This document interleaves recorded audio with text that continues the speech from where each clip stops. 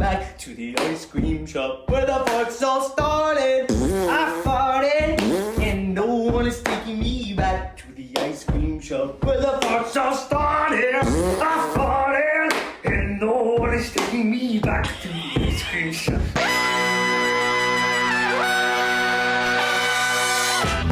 Show's on! Welcome to No Dunks. I'm Tas Mellis. With me here in the Classic Factory is a man who's using a Theragun on his butt at all times. It's Trey Kirby. Hey-o! Hey-yo! How's the butt feeling, by the way? Much looser today. It does. Feeling loose as a goose today, Tassie. Hey, you're hitting back-to-backs playing basketball day after day. You need a Theragun. That's right. JD sold it on me by giving it to me to save my leg once upon a time. I'll never go back. And yes, that man over there making the magic happen. It's JD. Hello. What's up, JD? No skeets today. He's wearing a well-fit suit at a family wedding this weekend. I wonder if underneath it, he's wearing a cool No Dunks t-shirt that you can get from the No Dunks shop at nodunks.com. We got so many shirts going on right now. Playoff heavy, playoff themed, all these teams. If you were going to guess, Tess, which would you say is most acceptable to wear to a wedding of these No Dunk shirts? That's a tough call. I guess the Miami Heat retro look. Okay.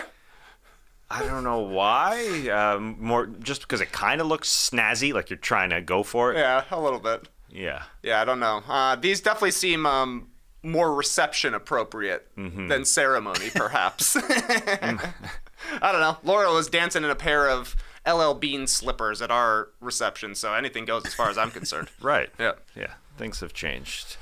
Skeets will be back on Monday, but let's get to today's show because we got lots to get to. Coming up, a major firing in Milwaukee, another award handed out, rapid fire, of course, but let's first talk about Game 2, Lakers-Warriors, down 1-0. The Warriors made a major change.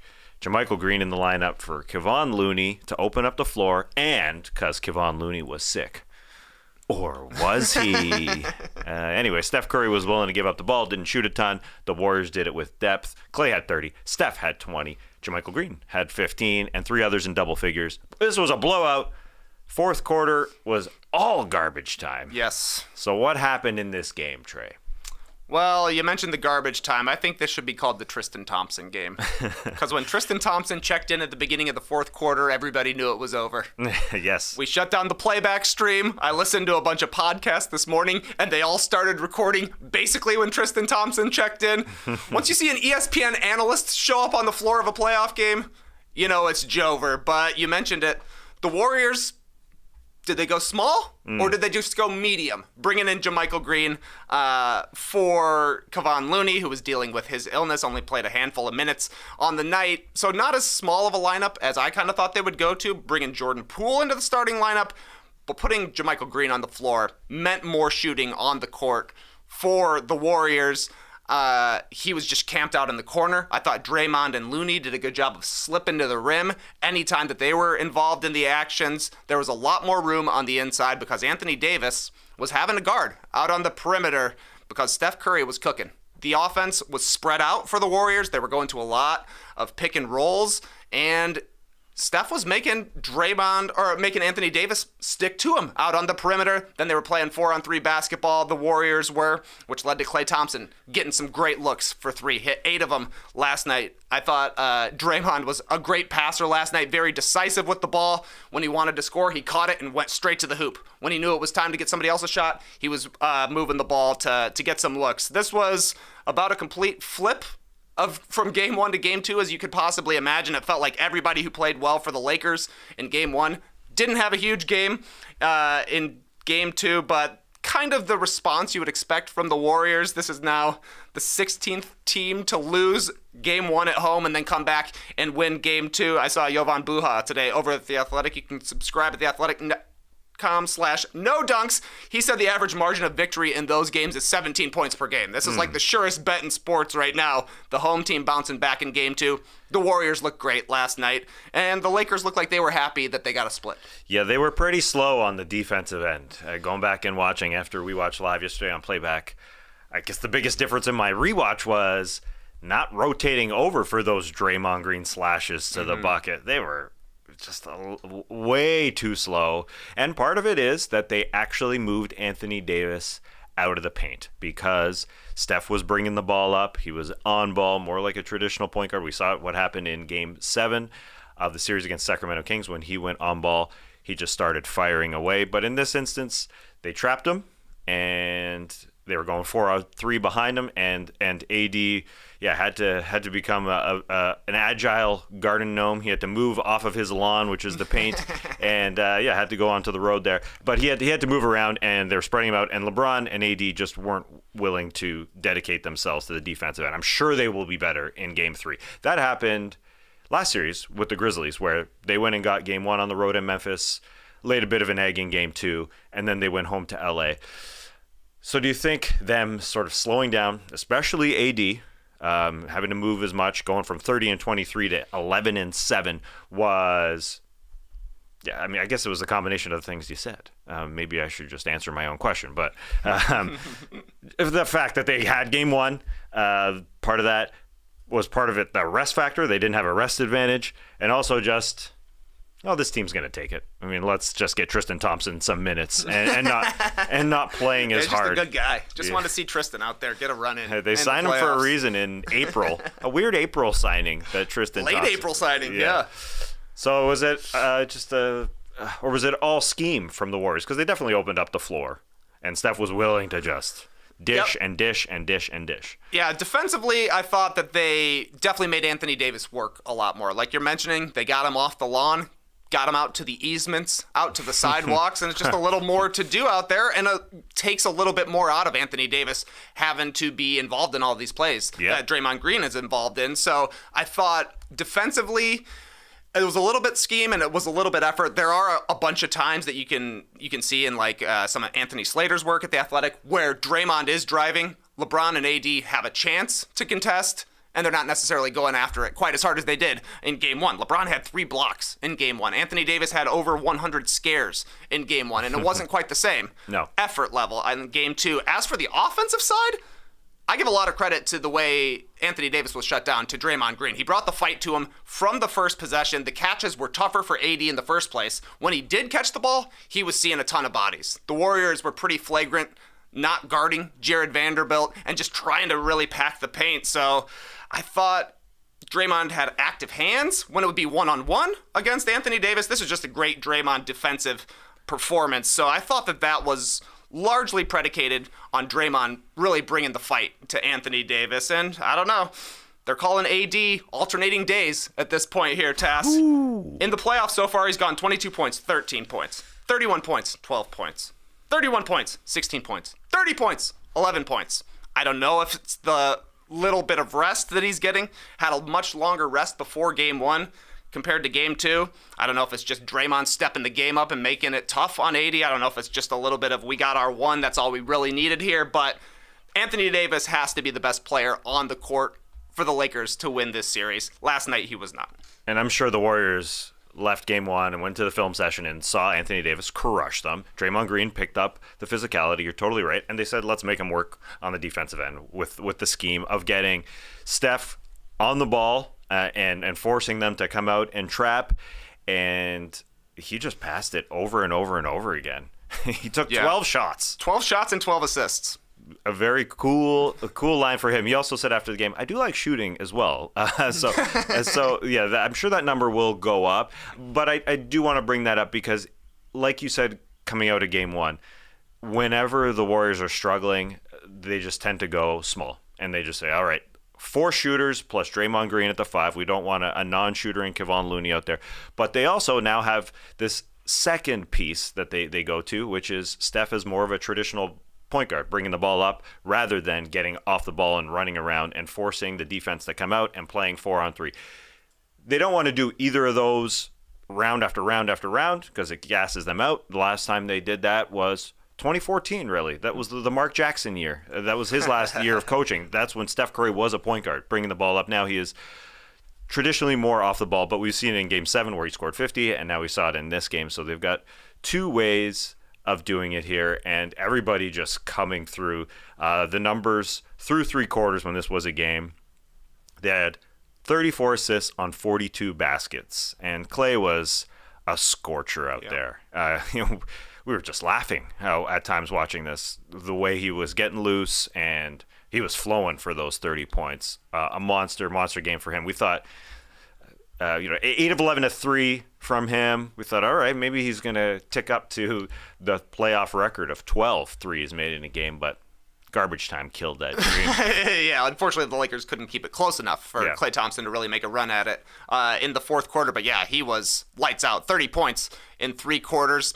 Shooting a lot of really good looks because the Lakers were so intent on taking the ball out of Curry's hands. But 9 for 25 in game 1 for Klay. He said he's been looking forward to this series since he got into the NBA. Growing up a Lakers fan, his dad winning championships there. So not a surprise that he would finally come through. But the Warriors are really tough to beat when he's hitting 8 threes and Steph Curry only needs to take 12 shots.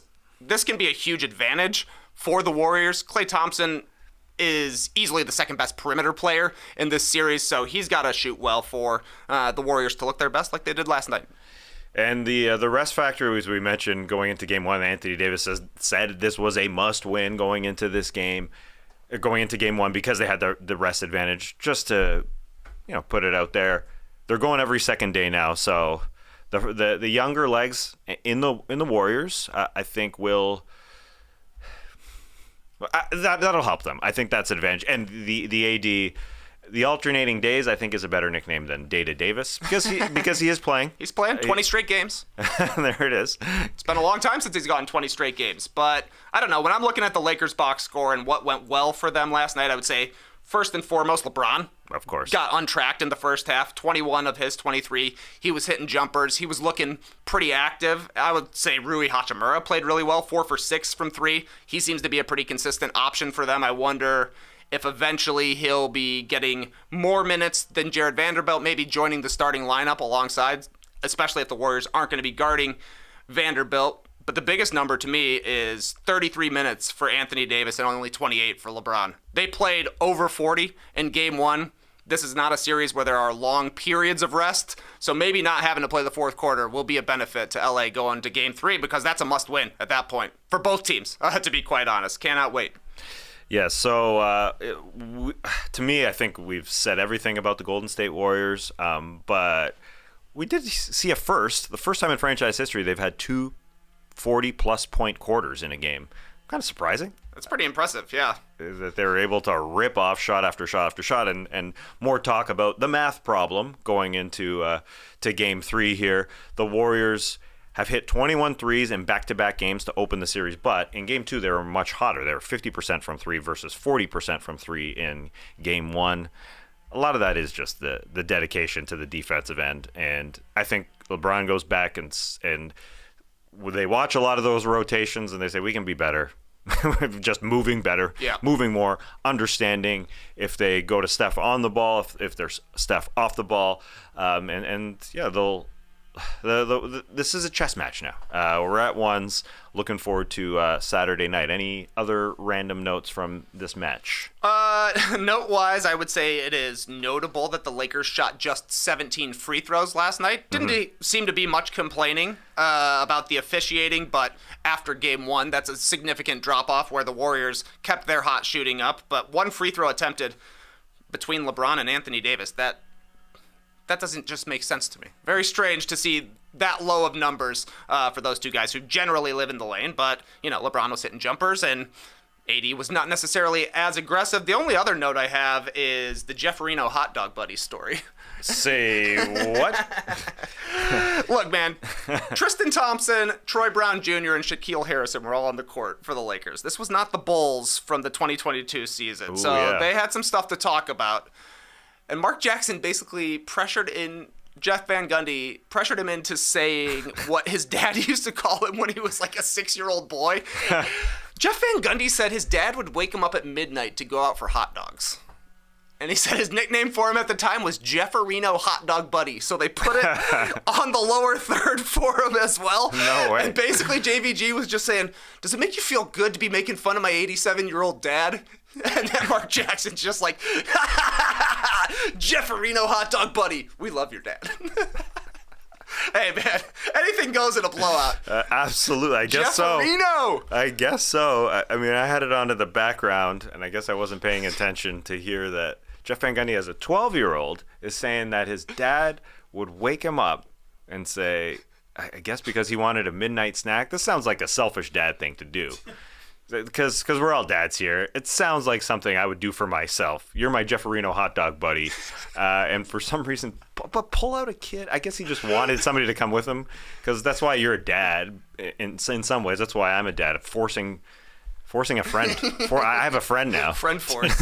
Yeah. Yeah. So, you can't take them for drinks. No. So I'm trying to think, like, this is a great move, but where would I get a hot dog at midnight in Atlanta? Midnight hot dog is hard to find. I agree. Like, Skips closes, I think, that's 10 probably. Mm-hmm. It's a great call.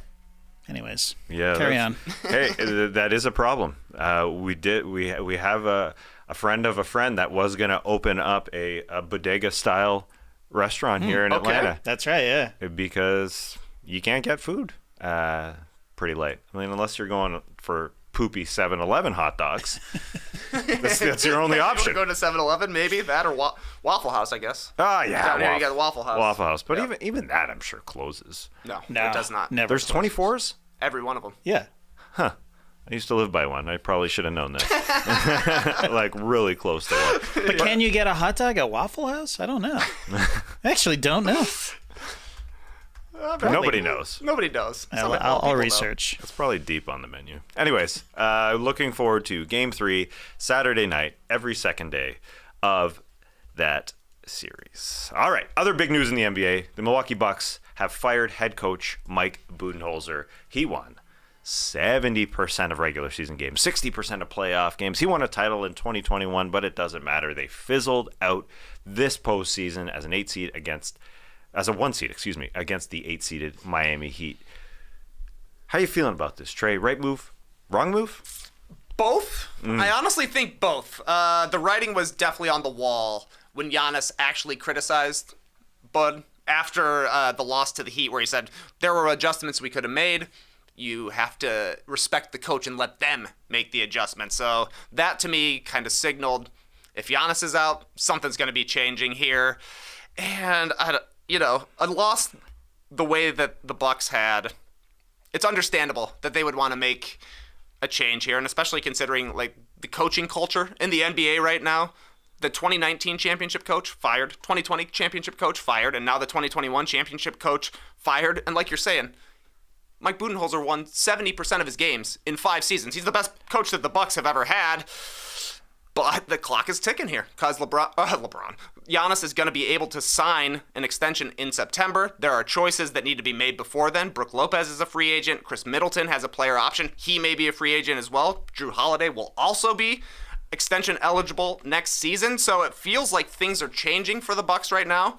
The last time they got Giannis to sign an extension, they made a huge move beforehand, bringing in Drew Holiday. That trade, Giannis signed right after. So you have to wonder if this is all related to making sure that Giannis stays engaged with the Bucks, that they figure out a way to move forward with what seems like a slightly new format to their team. But still, it feels so strange that the guy won a championship in 2021, and now he's gone 2 years later. The landscape is definitely changing as an NBA head coach. It seems like you would get a leash for longer. Frank Vogel, as you said, Lakers head coach, got 2 years after winning the championship. Budenholzer just 2 years after winning the championship. Nurse with the Raptors, fired after 19. He got a full 4 years because that was the first of his 5 years. But it's just a crappy profession to be in. I know everyone says 30 jobs, you got to want one of them. I say you want one of them with a bad team, so you get a longer leash, and you can get credit for the build. It's something I think they had to do though, because they're the oldest roster in the NBA. Mm-hmm. They got to go for it, game after game, season after season. I know the number one criticism is he just doesn't make enough X's and O's moves. He's not tactical enough.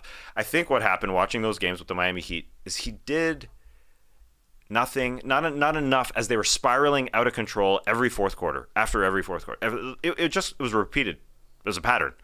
Fourth quarter after fourth quarter, they would fall apart. He wasn't getting the ball in the right guy's hands enough. Wasn't calling timeouts. And it is harsh. But I do think another coach in that position would have made better moves. And, yeah, they would have called a timeout when needed. So should he get a leash for winning that NBA title? He got 2 years, and there, again, watching the leads being given up after game after game after game was probably the end of it for John Horst and the Bucks front office. Yeah, and the issues that you saw with the Bucks, like you're saying, they felt like old issues from when Mike Budenholzer was on the hot seat. If Kevin Durant doesn't accidentally set a toe on the three-point line, Budenholzer could have easily been gone after the 2021 season, and it was because of the lack of adjustments, rotational choices, Jimmy Butler torching him and not being guarded by Giannis. All the same things came back, so you're like, oh no, this feels like a big-time step back into the 2020 season when the Bucks had 2 straight years of having the best record and then getting eliminated really early. This one going down in the first round, bad stuff. Yeah, I know it was on the defensive end, as you said, not doing something against Jimmy, but also on the offensive end, it's I guess sort of the playbook of Phil Jackson or Pop. The guys will figure it out, but when it's happening fourth quarter after fourth quarter, continuously over and over and over again, just get the ball into the right guy's hands. Chris Middleton wasn't utilized enough, and you saw it the way it ended there with Grayson Allen not getting a shot off to end their season. Mm-hmm. That kind of thing.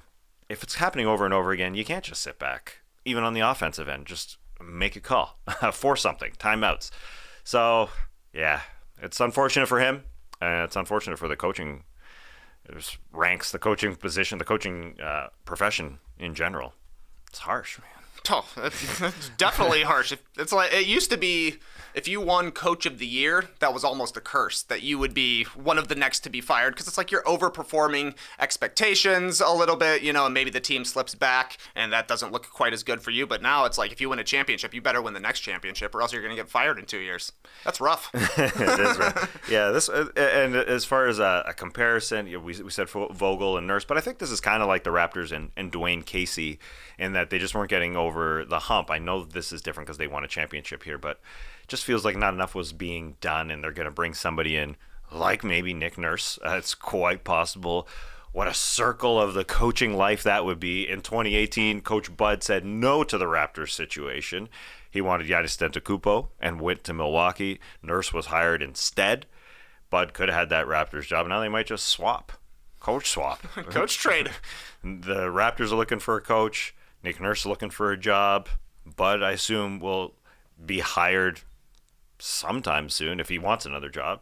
Maybe it takes a year or something. He just suffered a tragedy as well. As a Raptors fan, would you be excited to have Mike Budenholzer as your coach? Because I saw some people in our playback stream last night saying he turned us down. We don't want him.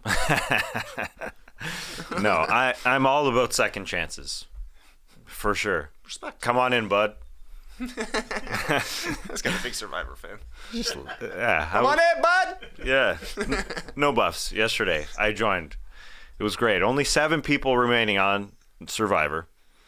Confirmed. It's a good time to get in. It's a great time to get in. It is like the second round of the playoffs almost. Totally. We're pretty deep. Close, yeah. Okay, another less big news in the NBA. Another award was handed out. Marcus Smart won the 2022-2023 NBA Hustle Award. The Hustle Award recipient has the most of these non-traditional stats: deflections, loose balls recovered, charges drawn, screen assists, contested shots, and box outs. It's just a little calculation. Give it to that guy because he hustles. First question: did you know this award existed? Not really. Not really. They named MVP over the weekend, I believe, right? And I was like, cool. Last award there is. Ain't nothing else to honor here. There was Executive of the Year, and then the Hustle Award, which apparently not even voted on, right? It's just an adding up of all of these different hustle stats. So cool.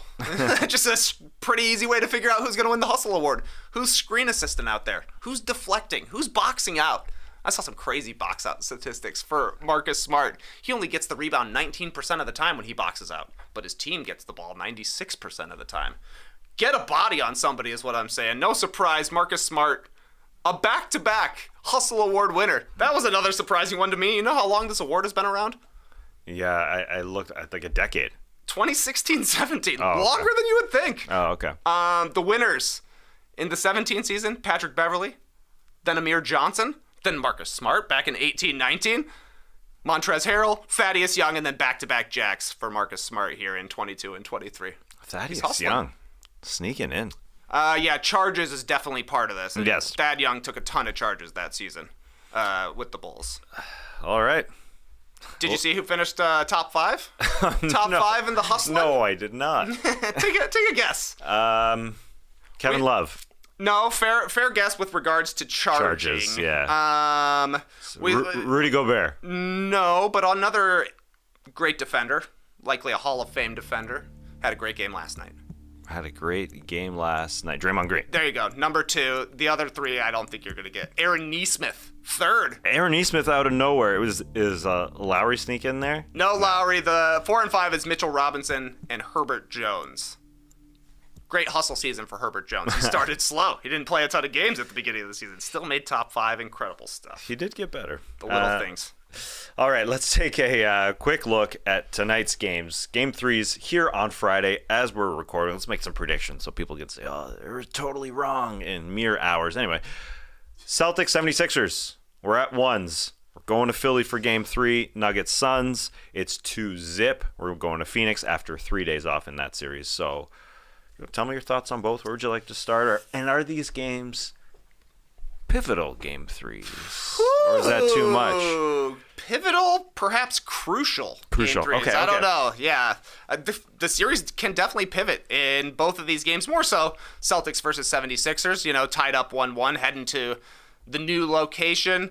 I'm still up in the air about what's really going on in this series because there's 3 real huge questions. What kind of Embiid are we going to see? He looked okay. Absolutely. Returning for Game 2, but he's going to be getting the MVP award. Philadelphia fans are going to be going crazy. He should be inspired by the home crowd there, but we'll see how his body holds up after only a couple of days off in between games. Also, what does James Harden look like? Lights out Game 1. Nowhere to be seen, basically. In Game 2, that was kind of true for most of the 76ers. And then finally, which Celtics team do we see?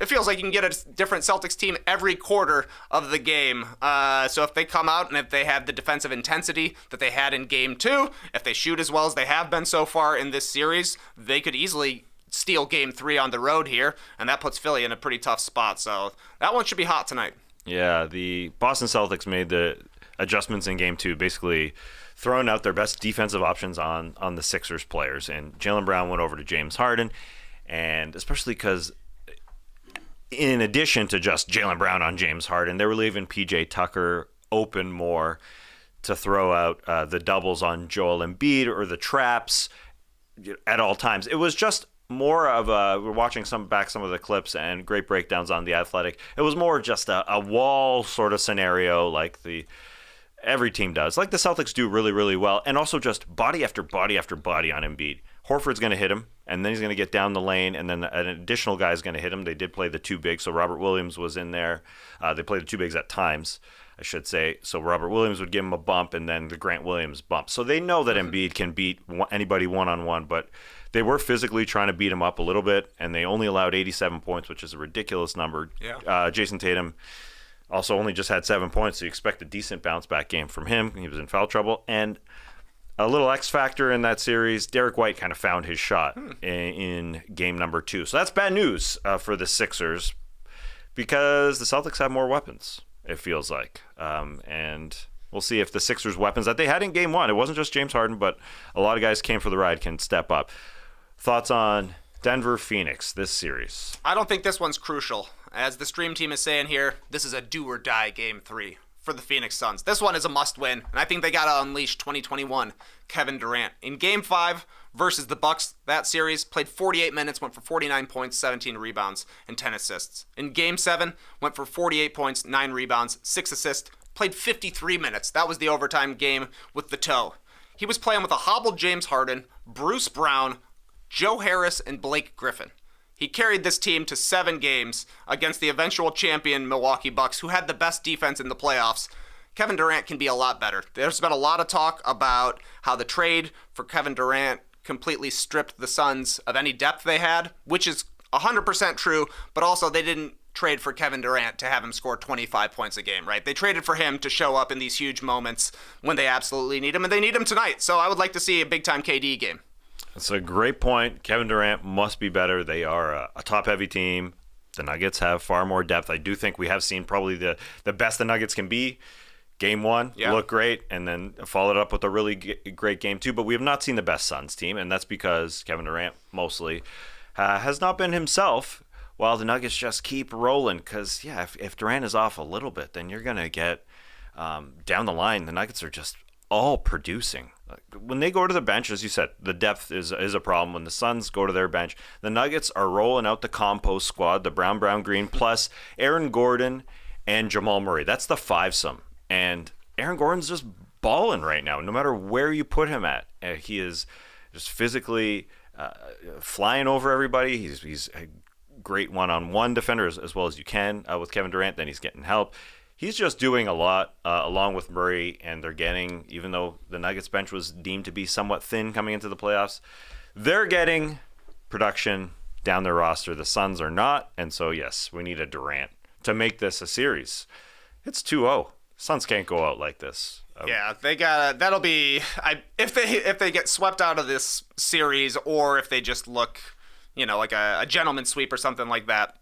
It's not going to be quite as bad as getting beat by 40 against the Mavs last year, but a similar sour taste in your mouth. You got to hope that getting back home puts the role players at ease a little bit, and they can hit some threes coming off the bench, because it would be nice if anybody played well outside of Kevin Durant and Devin Booker. Like, Booker has been incredible. DeAndre Ayton has been steady, though not always the greatest, not always the most impactful. And Durant, despite the fact that he hasn't been Kevin Durant, he's still putting up 27 a game on 48% shooting. He's just held to a different standard because of who he is. But they need other performances. Just somebody hit 2 threes. Terrence Ross, come in, make 2 threes. Don't get completely roasted on defense. TJ Warren, hit a floater, something like that. Yeah. Somebody else, I got to do something. Agree. Yeah, and the Nuggets have been getting it. They have been impressive, and so if the Suns don't get out to a good lead with their starters, then it's worry time, because the Nuggets bench is going to produce. So looking forward to that tonight. 2 game threes, and they're going every second day, so they're playing Friday and Sunday, both those series. All right, we've got to take a quick break, but some fun stuff after the break. 5-Star Friday and rapid fire. We'll be right back. Bombas socks are taking over my sock drawer. I already had the running socks, which are all I wear when I jog. And since summer is approaching, I needed a refresh. I bought some no-show Bombas socks, which are also a performance sock. I actually didn't know they were a performance sock, even though I do like to perform. I just thought I was getting a no-show sock. But I'm glad they are, because they stay in place and they keep my sweaty feet dry. They are so good. This past weekend, I also saw a friend who was wearing Bombas socks. He's the host of a podcast called Is This Good? Anyway, he was on the grass with his Bombas. He stepped in a wet patch and said, it's wet. And that's when Trey said, I remember my first weather. Why are you wearing socks outside? It was raining all morning. He was walking around the grass in socks. Thought it was dry. It happens. And anyways, this host, Matt Austin, later put his foot up on a counter and told me to touch his merino wool Bombas socks. They're dry. Moisture wicking worked its magic, he said. I hesitantly reached my hand and touched the bottom of his sock. Didn't want to, but they were dry. Bombas are soft, breathable, dry quickly, and Bombas gives back to those in need with every purchase. I'll tell you what's happening in my underwear drawer next time. Hey. Go to bombas.com/nodunks and use code NODUNKS for 20% off your first purchase. That's BOMBAS.com/nodunks and use code NODUNKS at checkout. Back with No Dunks. Today is the first Friday of May. So let's do some 5-Star Friday. Yes, sir. First Friday of May, Tas, also 5-5. Cinco de Mayo. Exciting times. 5-Star Friday. We read 5 of the best 5-star reviews on Apple Podcasts, because when you leave those reviews, apparently people see them. And it helps us with the rankings, and we love to be high on those rankings. Peer pressure. Yes, exactly right. And as you'll see from some of these reviews, it can be like a nice refresher on things that we've talked about in the past. So let's get into it here. Our first 5-star review comes from JJ Money 830, The GOAT Podcast, from a 7th grader. Not gonna lie, I've never listened to a better podcast. You want to hear the facts? Let me tell how exactly why this is the GOAT show. First of all, I'm a 7th grader from Utah, and I've been a fan ever since you guys were the starters. I'm an NBA sicko, and I love how you give all your passion and dedication towards basketball, even if you do no buffs or that Fast and Furious thing. All in all, you guys make me so much more bored when I'm doing my daily activities. Thanks, JJ Money 830. So much more bored. Wow. He likes being bored. I love being bored, so I turn on this podcast with these old guys. I like that. He's been a fan ever since we were the starters, which at minimum, 2019, 4 years ago. 7th graders are what, 12 or 13 years old, I believe? Yeah, something like that. So this kid's been listening since he was 8 years old, 9 years old. Probably heard some weird stuff for an 8 or 9-year-old. But that's why we're goated with the sauce. Feels good coming from a 7th grader. And, getting hit with chores at 8 or 9 years old, I guess. Man, I wish I could have listened to a podcast while I was mowing the lawn as a kid. Oh, my God. I used to have to try and put a Wu-Tang Clan CD into a non-skip CD compact disc holder, walking as slow as I possibly can. Not to jumble up the 10-second anti-skip. Yeah, good. Kids these days. Yeah, good TikToks going around of older people asking kids about stuff in the 90s. Yeah, what's a fax machine? I don't know, machine that gives you good facts. ChatGPT. Fax machine. I love it. All right, our next one comes from King Josias. King Jose US. Classics for sickos and non-sickos alike. Had a vague remembrance of seeing these guys on NBA TV back in the day, which eventually led me to finding the show sometime in the dark early days of the pandemic. I think it was thereabouts anyways. Been a regular listener / watcher, actually, since. LARFs. Great NBA coverage of things big, small, and silly, and even ad reads I don't mind listening to. Top-notch pod / show that easily gets 5 stars, and not just because they'd have the best reaction to seeing my Darius Songaila Bulls jersey out in the wild. Listen if you like, love, casually enjoy basketball in the NBA, or would like to dabble. Thank you for your 5-star review. I would love to see a Darius Songaila Bulls jersey. 100% accuracy. And that's also our first one containing the word LARFs. More to come. Well, King Jose US, you are the king of reviews. That was very, very solid. Well done. I personally, this is selfish, but it's nice to hear when someone says that you don't have to be a sicko to watch this show. There you go. Yeah, because most people aren't sickos like us, but sometimes you get in the there's people who tune into basketball in general in the playoffs. Absolutely right. And here we are. I tune into the NHL playoffs. And I'm a casual NHL fan as well. Yeah, we were watching yesterday the Krakens. During breaks of our playback, first we just kicked off a great YouTube halftime show. Yeah, it was just literally playing stuff off YouTube. The Mace Cameron clip, awesome. And then we tuned in some Kraken. Unfortunately, the Leafs lost. Tough one. Tough one For the Leafs. 2-0, down 3-2 now. But anyway. Yep. Thank you for the review, and let us know down in the comments below if you like, love, or just dabble in the show. all are acceptable. We love them all. Next review comes from BKG DP92. Pretty quick one. Best NBA podcast. Come for the incredible basketball talk.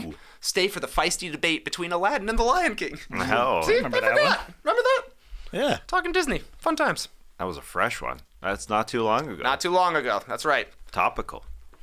All right, Nick McNeil is the author of our next 5-star review. It's called 5-Star Friends. No sports talk show matches the chemistry and love of this show. The only thing they love more than basketball is each other, it seems. Been a part of my day-to-day routine for years now. I love you, boys. Keep up the good work. Nick McNeil, we love you. Nick Mick. That's cool. We do like each other. You think it's true? Yeah, it is true. And that was sincere. That was sincere. Everybody's sincere around here. Yeah, this is vulnerable April month. Okay. People sending in their favorites, you know. They don't want us to think they're fooling us. Spring is sprung. Love is in the air. Love is in the air. Exactly right. And if you think love is in the air for that one, just wait for this. This is a two-parter. Comes to us from Wesley97. My sincere apologies. And a 5-star review for the best NBA podcast out there. This is a poem. Here we go. Oh, Skeets, Tas, Trey, and JD. I'm sorry I was such a fool, you see. To give your show a rating so low when you're the best NBA podcast, don't you know? Your humor and insights make me grin. From the fun facts to the nicknames you spin. You always keep me entertained like a slam dunk that can't be restrained. So thanks for all the laughs and giggles and for making us all NBA wiggles. What? We'll keep tuning in for all the fun, and let's hope the Raptors go all the way before we're done. Your chemistry's like peanut butter and jam, a perfect match that never hits a jam. Jam does rhyme with jam. Yeah, that's a Fred Durst kind of lyric right there. You make basketball talk so much more than just stats and scores to keep us snore. A pretty interesting line there. I promise to never doubt you again and to always give you 5 stars, my friend. For your podcast is the cream of the crop, like a buzzer beater that never stops. So here's to Skeets, Tas, Trey, and JD. You make listening to your podcast a true glee. I'll keep tuning in for all the fun, and let's hope for more Game 7 moments before we're done. Beautiful stuff. Solid. Beautiful spring poem right there. So I assume there's a previous rating where must we have were been giving bad. a bad review. How dare you? Why? Because he said my sincere apologies? Yeah. Well, I thought it was just because we had to read a poem. It was a pre-apology. No, there's something in there about giving us a bad review. Yeah, maybe you're Oh, right. my bad. Maybe we called them Yeah, out. sorry. That's like a I'm so 4-star sorry I was review. such a fool, you see, to give your show a rating so low. Oh, Okay. What was the writer of that one? Wesley 97. Wesley 97. 97. I got to go back into the archives and Yeah. see. Can you click on the name and then go back and see all their reviews? I don't think so. They should do that though. Yeah. Like Yelp. You can see what kind of podcast What this guy Wesley's likes. up to? What other poems he's written. Yeah, see if his poems have improved. Get a book of poems going, Wes. Yeah. The jam line. I'll never forget that. Yeah. or being bored. The new way to say that is to keep a snore. That movie really kept me snore last night. Great stuff. Yeah, shout out to Jam Jam. Maybe that's why it's in there. That would be an awesome callback. Right? Jam. Survivor 44. Great time to Survivor get in. 44. What a hidden Easter egg there. Great stuff. Thank you so much for all the reviews. Please keep them coming. We'll do it again next month. I don't know what day it is, though. June 4th? Something like that. Yeah, We something shall like see. All We right. shall see. We got Good one more stuff. segment coming up here, and it's a really serious one. We're going to do some rapid fire. I'll ask the questions. Tas, JD, and I will answer them as well. On a recent episode of his podcast, Patrick Beverley estimated that 50% of NBA players don't love basketball, and that his teammates who didn't were the most skilled players on the team. Guys, what's an estimated statistic that you believe? First, I hear what Pat Bev is saying. But anyway, on to mine. 75% of all phone calls are spam or robocalls. I'm buying it. Oh, yeah. That's got to be true. I think that's low, Tas. Yeah, it Is could be low. But that's us. No one calls us. So Right. That's a good point. other than spammers. So I don't know. 75% is, yeah, it's around there. Could it be 90? It could easily Feels be. that way. Feels like 90 to me. Yeah. At this point, it's more surprising to get a call on your phone that just has numbers on it. That's a worthwhile call. Right. To get. Yes. I got one about Field Day last week. I was like, oh, I guess I'll listen to this voicemail. Yeah. So exciting. Yeah. I hate that. I hate when the phone provider can't distinguish between a spam caller and you just see a number. Yep. And you think, oh, this might be important or something. I do like that they're better. When I see spam risk, I'm like, thank you. Thank you Yeah. for your service. Oh, Yeah. for sure. Yeah. Yeah. JD, you got an estimated statistic you believe? 1%, only 1% of wireless mics at high school events actually work. Recently, I was at my kid was in The Wiz. He played The Wiz. Yes. Trey, you went to a different performance, but you went to the show. Mic problems? Did you notice? Oh, there was mic problems. Oh, yeah. There was definitely some mic problems, and you warned me ahead of time that there had been mic problems, I think the previous weekend, when you went and saw it. So I was thinking, they've had a week. They got this. Yeah, no. They're just like, they live with it. They just live with it. And last night I went to the orchestra. Jackson's playing bass in the orchestra. And, the performance was fine, but whenever they had a handheld wireless mic, and this is what it was like. It kept cutting out. So this is what it was. The woman got up and she's like, "Good evening, parents, and welcome to the Blank High School Spring Concert. Tonight we're going through the works of Johann Sebastian Bach, and we'll treat you to a stunning viola solo from freshman Cynthia Rodriguez. And later we'll be giving out awards to students that achieved very high academic and musical achievement. Woohoo!" And she woohooed like 8,000 times, but every woohoo was caught. But it just kept going in and out. Get a wire. Get an XLR cable. Where is the stage crew? You know what I'm saying? Get a wire. Just a wire. One wire. One simple wire. I was losing my mind. And so was Rachel. She's sitting next to me, and I'm like texting her. JFC. We're just texting back and forth. You're sitting next to her, but you didn't want to Literally talk. next to me. I didn't want to talk. Yeah, I get you. While the woman was The talking. mics weren't on, so people talking in the audience just as loud as the people on stage. Yeah, they would have heard you instead. Oh my God. Anyways, high school stage crews, get your shit together. Yeah, you gotta test the batteries pre-show. I do believe. For me, it wasn't too long ago that guano was the answer for Wordle, and we were playing it. Okay. Guano was the answer. I was like, nobody knows what guano is. No Laura's way. like, oh, everybody knows what guano is. I was like, there's no way. But then I estimated a statistic. I said, I don't think anybody knows what guano is. But if you know, 90% of people learned from Ace Ventura 2. There's like a scene where he goes into a cave and I believe he's eating guano. That's where I learned it from. So I assume that's where everybody else learned it from. But maybe people are just knowledgeable about bat droppings. Yeah. It could be. I think you're right, though. A lot of people learned from Ace Ventura. I don't know why I watched this or was reading about this, but Jim Carrey, he hated that part of Ace Ventura. Specifically the guano part? No, the fact that he hated bats. He's like, Ace Ventura would not hate bats. He loves all animals. All animals, Why would he sure. hate bats? It was very funny. The bat part was very funny, that he hated bats, but he just didn't like that. Didn't ring true to him. It didn't ring true. Interesting. It wasn't true to the characters, so. I wonder if that's a character they would ever bring back. Ace Ventura? And they reboot a lot of stuff. Mm-hmm. Jim Carrey's got some rebootable stuff he could do. Yeah. Ace Ventura 3. Was there a 3? No. No. There was a Dumb and Dumber or Dumb and... Yeah. What was it Yeah, called? So they recently brought that one. Yeah, that's true. Dumber and Dumber, whatever it is, yeah. All right, moving on. Yeah, bring it back. I'd go see it. I probably would too. Bumblebee too. When he was asked if he cared about this week's MVP announcement, Nikola Jokic said he had, quote, zero interest. Doesn't care. I guess when you got two of them, who cares who they give the next one to? Fellas, what's something important that you have zero interest in, Tess? Oh, I'm sorry about this answer. It's not a good one. This is why we get bad reviews. My answer is cooking.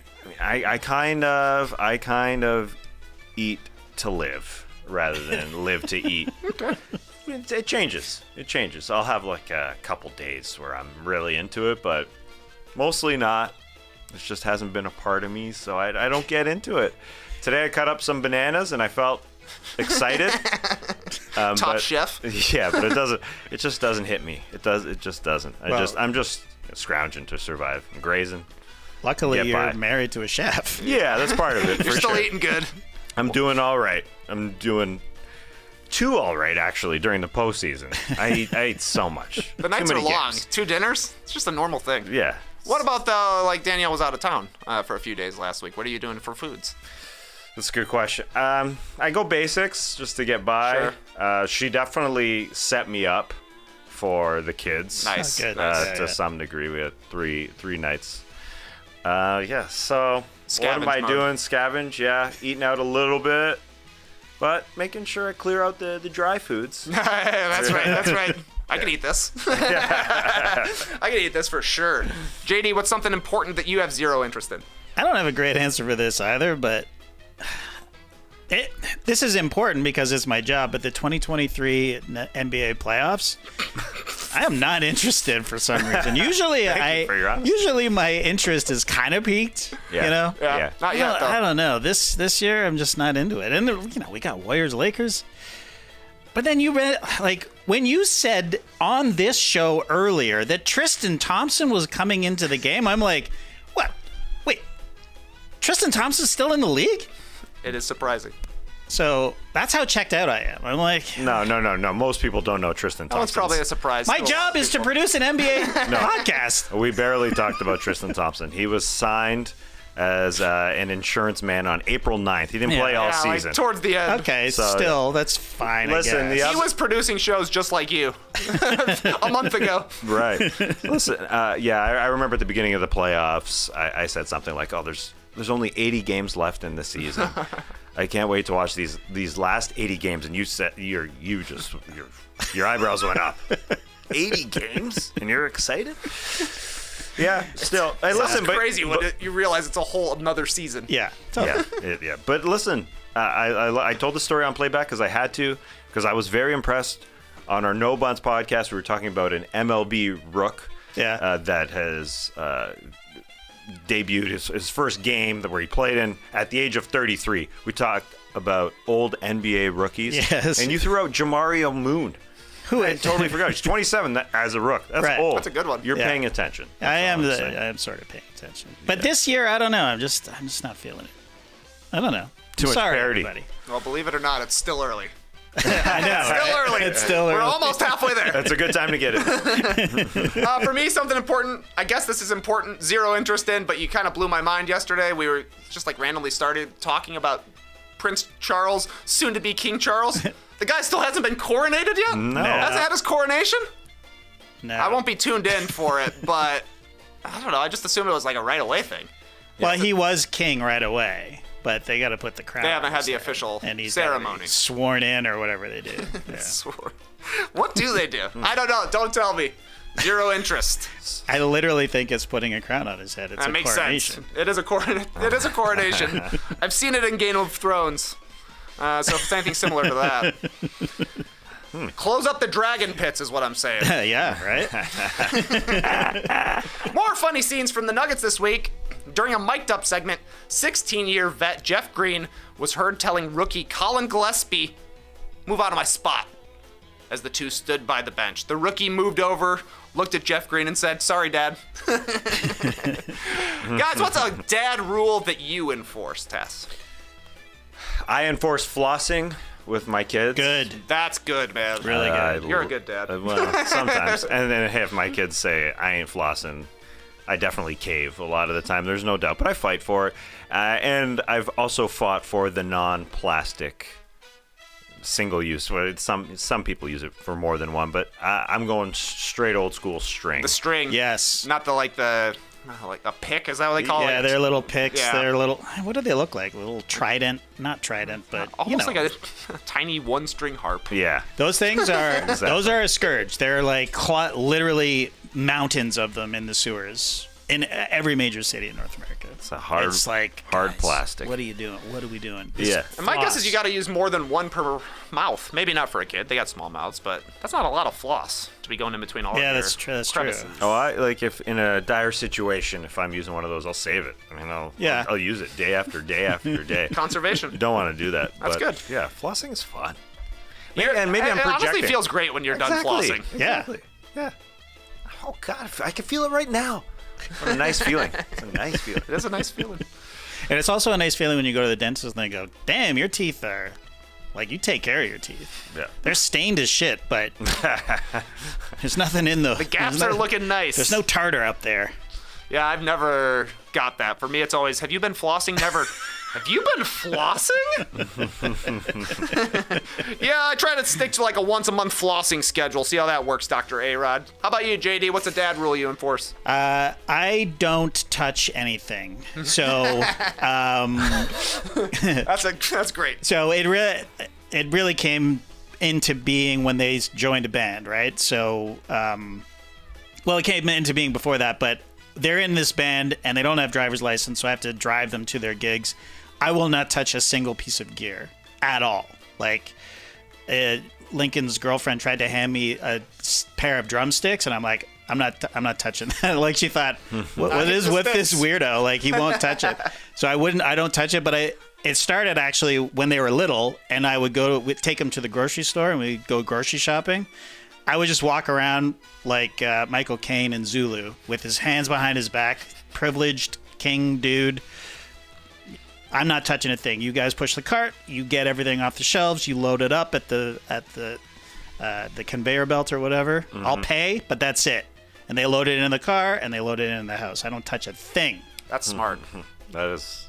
Why else? Why else have kids? Right? Like, they're there for carrying. They're there to carry shit around, and you got to train them how to do stuff. Like, learn some life skills. Yeah, absolutely. You learn to floss when you're 4, you'll be flossing until you're 94. Exactly. I do believe. Teach them young. Good stuff, JD. Have they coronated you yet? Not yet. King JD? Not yet. King. Dad rule for me, one that's big in our house, just like every little kid, our kids love to just like collect random things they find outside. You know, we've got 9 billion sticks, thrown away 9 billion more, but we always tell them, hey, nature stays outside. Yeah. Nature. Great rule. Is nature. You can keep as many sticks as you want, but they got to be outside, and if they come in, I'm breaking them right over my knee and throwing them right back outside. So we do a pretty good job. Unfortunately, the cat doesn't listen. He brought in a chipmunk once. Didn't like that from Wilbur, but he doesn't understand English, so understandable. Was it alive? It was alive when he brought it in, but not by the time I got to it downstairs. Oh. Well, I was better that way. I didn't want it to be alive when I got downstairs. That's true. Yeah, that man's a savage. What's the rule when they want to bring a stick into a car? Because I remember Isla was at our house. She was at our house, and she had a stick that made a good wand, and she wanted to bring it into the car. Laura said, "No, you're leaving it here." Yep. Give Zoe a stick. Give Zoe the wand stick. Give her the stick. And she did. She did. But the car is a gray area. Yeah. It's like kids. The car's smart a gray kids would be area, like, come on. but car is almost like a mobile house. Yeah. Yep. You gotta keep the sticks out of there. Though I can't deny it. We've had multiple sticks come home in the trunk, and then hopefully they forget about them by then. Yeah. Just javelin it. See you later. That's rapid fire. Those are some dad rules for you. Cool show. Great show. Yeah, we'll be back Monday. We'll be back Monday. Skeets will be back. We got a Fast 9 coming out this weekend. It's at Hobbs and Shaw this week. Oh, Hobbs and Shaw. Previously, I don't know if it was available because I think it was like a subscription only. So this will be a debut for a lot of people. Yeah, it's on our feed for the first time because it was an exclusive for think so. Apple. Apple subscription. Apple subscription only, which Yeah. is still a thing. I don't know, but I mean, you could see it watch it pop on up now and YouTube, then. I think. I think you're right. Could you watch it? I don't even know. Anyways, it's a banger. Yeah, I remember you really liking Hobbs and Shaw. Oh, I meant the episode of, but yes, I did. well, The episode also good. Funny stuff. So that'll be this weekend. What else? You said we're back 10 a.m. Monday to recap. So we got some game 3s and 4s in some of these series. 6 games, Yeah, Friday 6 through games Sunday. On the weekend, Skeets will be back. What else is on deck? You never know if we jump on playback for an hour or so. If we're Potential going to watch playback. a game, so keep the notifications on. We'll just jump on. You can jump on. It's free. Playback.tv/no-dunks. We got like 2 games a night. 2 games a night. All like for the rest of this round. Is that right? Or At least for until over the teams weekend. start anyway. being eliminated. Yes. Over the weekend for sure. Yeah. Damn. How do you feel about that, JD? I'm very excited. I'm jumping in this weekend. Yeah, it's starting to get pivotal. Starting to get pivotal. 2 games are done in those series, so yeah. Crucial, pivotal. Crucial, pivotal, do or die, must wins, all of those. Make sure to watch them. Make sure to follow us on social media at No Dunks Inc. Until next time, Clipper Bros. You heard it here first. Have a great time. Turn up. Love you guys. Awesome. Thanks for joining us. And remember, if you give a bad review like Wesley did, you can make up for it. Go leave a review. Embrace the day.